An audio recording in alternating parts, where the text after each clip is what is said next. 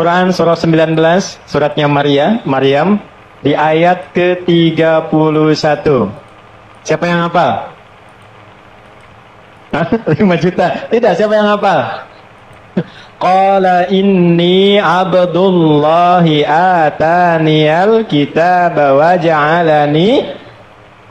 ja'alani mubarakan ainama wa awsani bis shalah. Tuhan telah mengutus aku untuk menjadi penyebar risalah yang terbaik dan membawa berkah kepada siapapun yang aku ajarkan. Mirip ya?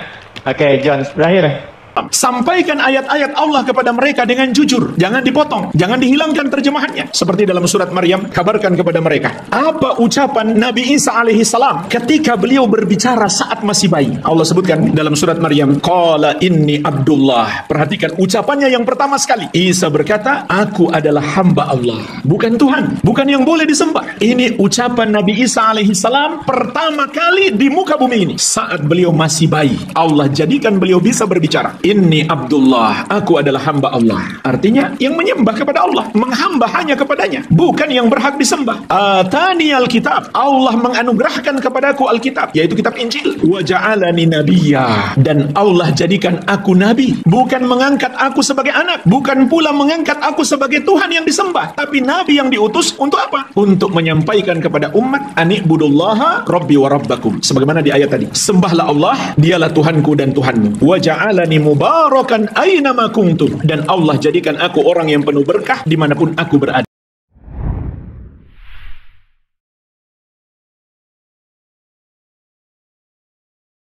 Dalam surat Al-Maidah ayat 116. Wa idz qala Allahu ya Isa ibn Maryam a anta qulta lin-nasi ittakhiduni wa ummi ilahaini min dunillah. Dan ingatlah kelak tatkala Allah berkata, wahai Isa putra Maryam, yang mereka sebut Yesus putra Maria, apakah engkau yang mengatakan kepada manusia, jadikan aku dan ibuku sebagai dua sesembahan selain Allah? Maka qala Nabi sallallahu alaihi wasallam menjawab, subhanak, maha suci engkau, ma yakunu li an aqula ma laysa li bihaq, tidaklah pantas bagiku untuk mengatakan yang bukan hakku. In kuntu qultuhu faqad alimtah, kalau aku benar telah mengatakannya, tentu engkau pun mengetahuinya. Ta'lamu ma fi nafsi wala a'lamu ma fi nafsik, engkau mengetahui apa yang ada dalam diriku dan aku tidak mengetahui apa yang ada dalam dirimu. Innaka anta 'allamul ghuyub, sesungguhnya engkau yang maha mengetahui perkara-perkara gaib. Ma qultu lahum illa ma amartani bihi ani'budullaha rabbi wa rabbakum, tidaklah yang aku katakan kepada mereka kecuali yang engkau perintahkan kepadaku. Ani'budullaha rabbi wa rabbakum, wahai kaumku, wahai Bani Israel, sembahlah Allah, dialah Rabbku dan Rabb kamu, dialah Tuhanku dan Tuhanmu. Ini ajaran Nabi Isa alaihissalam yang sebenarnya kemudian diselewengkan oleh umat manusia yang tadinya pengikut Nabi Isa alaihissalam menyembah Allah jadi menyembah beliau. Oleh karena itu, di antara misi diutusnya Nabi Muhammad SAW untuk mengingatkan umat Nasrani agar bertaubat. Kita yang dianugerahkan ilmu Al-Quran dan hadis harusnya melanjutkan misi Nabi Muhammad SAW. Sampaikan ayat-ayat Allah kepada mereka dengan jujur, jangan dipotong, jangan dihilangkan terjemahannya. Seperti dalam surat Maryam, kabarkan kepada mereka apa ucapan Nabi Isa alaihi salam ketika beliau berbicara saat masih bayi. Allah sebutkan dalam surat Maryam, qala inni abdullah. Perhatikan ucapannya yang pertama sekali. Isa berkata, aku adalah hamba Allah,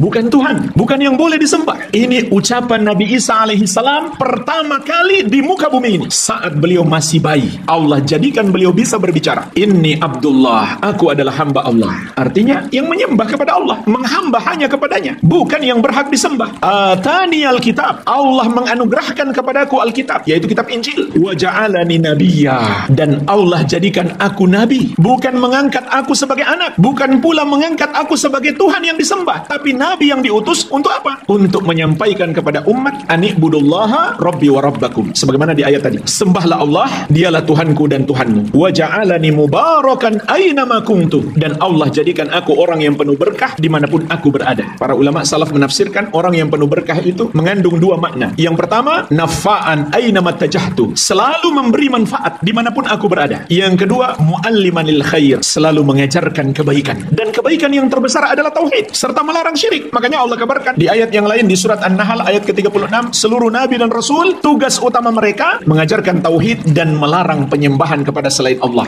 Walaqad ba'atsna fi kulli ummatin rasulan, dan sungguh kami telah mengutus pada setiap umat itu seorang rasul. Setiap rasul menyerukan kepada kaumnya, anibudullaha, sembahlah Allah, wajtanibut tagut, dan jauhilah semua yang disembah atau yang diibadahi atau yang dituhankan selain Allah Subhanahu wa taala. Ini artinya orang yang penuh berkah, bukan malah membenarkan agama kekufuran dan kesyirikan, bukan malah membenarkan penyembahan kepada selain Allah. Orang yang penuh berkah itu yang mengajarkan kebaikan, dan kebaikan terbesar adalah mentauhidkan Allah dan menjauhi perbuatan dosa syirik. Wa awsani bis salati waz zakati ma dumtu hayya. Allah juga mewasiatkan kepadaku untuk melakukan salat dan zakat selama aku masih hidup. Ajak itu umat Nasrani mengikuti beliau, masuk Islam, salat dan bayar zakat. Inilah yang seharusnya jemaah sekalian kita lakukan. Karena ini tugas Nabi Muhammad SAW. Ayat ini diturunkan kepada beliau untuk disampaikan kepada seluruh manusia, terutama kepada umat Nasrani. Maka Allah berikan kita ilmu tentang Al-Quran, harusnya kita bersifat amanah, jujur menyampaikan, tidak peduli manusia suka atau tidak, menerima atau tidak, kita sampaikan. Itulah sebabnya jemaah sekalian, Nabi Muhammad SAW dimusuhi oleh kaumnya sendiri. Kenapa? Yang benar beliau katakan benar, yang salah beliau katakan salah. Beliau menyalahkan, bahkan mensyirikkan dan mengkafirkan perbuatan mereka menyembah kepada selain Allah. Mereka pun marah. Tapi sayang, sebagian umat beliau takut kalau orang kafir itu tersinggung jika harus menyampaikan yang berhak disembah itu hanya Allah. Nabi Isa alaihissalam gak berhak disembah. Gak enak membuat manusia tersinggung. Dan ini adalah sifatnya orang munafik. Wa minan nasi may yaqulu amanna billahi fa idza udhiya fillah ja'ala fitnatan nas ka'adzabillah. Dan di antara manusia ada orang yang berkata, kami sudah beriman kepada Allah, namun apabila dia disakiti di jalan Allah, dia jadikan gangguan manusia itu seperti azab Allah. Artinya demi selamat dari gangguan manusia, dia tinggalkan ajaran Allah. Sekarang manusia belum tentu mengganggu dia, cuma karena khawatir manusianya tersinggung, dia nggak berani menyampaikan ayat Allah yang sebenarnya. Padahal dia hafal dengan hafalan yang sangat kuat. Ini anugerah yang Allah berikan, seharusnya kita gunakan untuk menyampaikan ajaran Allah. Juga Allah kabarkan kepada kita dakwah yang harus dikatakan oleh Nabi Muhammad SAW kepada umat Nasrani dalam surat An-Nisa ayat 171. Wala taqulu thalathah. Jangan kalian berkata Tuhan itu ada 3. Intahu khairan lakum. Berhentilah, itu lebih baik bagi kalian. Innamallahu ilahu wahid. Sesungguhnya Allah hanyalah sesembahan yang esa. Subhanahu ayyakuna lahu walad. Maha suci dia dari memiliki anak. Hanya dia yang pantas disembah dan dia tidak memiliki anak. Dan Allah kabarkan juga secara khusus di surat Al-Kahfi, wa yunzirul ladzina qalu ittakhadallahu waladah. Dan Muhammad itu bertugas untuk mengingatkan orang-orang yang berkata Allah memiliki anak. Karena jemaah sekalian, Allah murka semurka-murkanya ketika manusia berkata Allah punya anak. Renungkan jemaah sekalian, betapa dahsyatnya murka Allah. Juga dalam surat Maryam, wa qalu ittakhadar rahmanu walada laqad ji'tum syai'an idda takadu samawati yatafattarna minhu wa tanshaqqul ardu wa takhirrul jibalu hadda an da'u lirrahmani walada. Dan mereka berkata Allah yang maha penyayang memiliki anak. Sungguh kata Allah, kalian telah mengucapkan sesuatu yang sangat mungkar. Hampir-hampir langit pecah dan bumi terbelah serta gunung-gunung pun runtuh karena mereka mengatakan Allah yang maha penyayang memiliki anak. Maksud ayat ini kata Ibnu Abbas radhiyallahu anhu, langit, bumi dan gunung-gunung mengetahui ketika manusia berkata Allah punya anak, maka Allah sedang murka semurka-murkanya sehingga langit, bumi dan gunung-gunung itu hampir saja hancur berkeping-keping karena takut kepada Allah. Kalaulah Allah tidak menahannya, niscaya makhluk-makhluk itu sudah hancur berkeping-keping. Maka tidak pantas sesuatu yang membuat Allah murka lalu kita seakan membenarkan keyakinan dan ucapan tersebut.